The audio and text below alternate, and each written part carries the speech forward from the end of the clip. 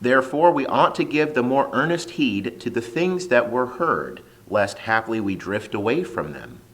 For if the word spoken through angels proved steadfast, and every transgression and disobedience received a just recompense of reward, how shall we escape if we neglect so great a salvation, which having at the first been spoken through the Lord, was confirmed unto us by them that heard?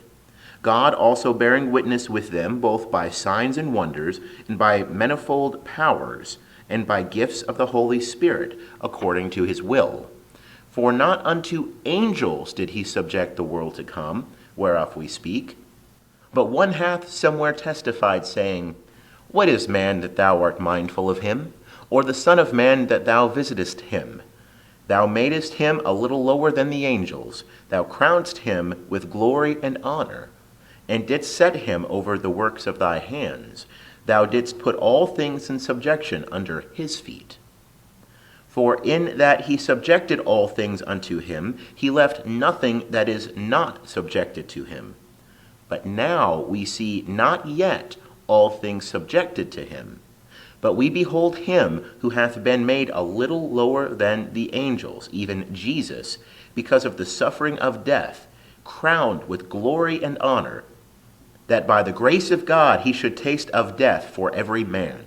For it became him, for whom are all things, and through whom are all things, in bringing many sons unto glory, to make the author of their salvation perfect through sufferings.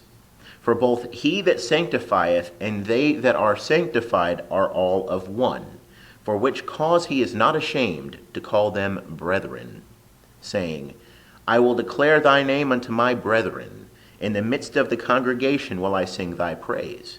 And again, I will put my trust in him. And again, behold, I and the children whom God hath given me.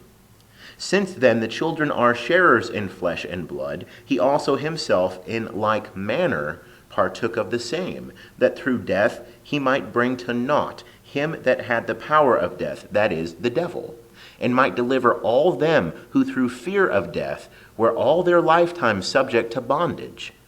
For verily not to angels doth he give help, but he giveth help to the seed of Abraham. Wherefore it behooved him in all things to be made like unto his brethren, that he might become a merciful and faithful high priest in things pertaining to God, to make propitiation for the sins of the people. For in that he himself hath suffered, being tempted, he is able to succor them that are tempted. End of chapter 2.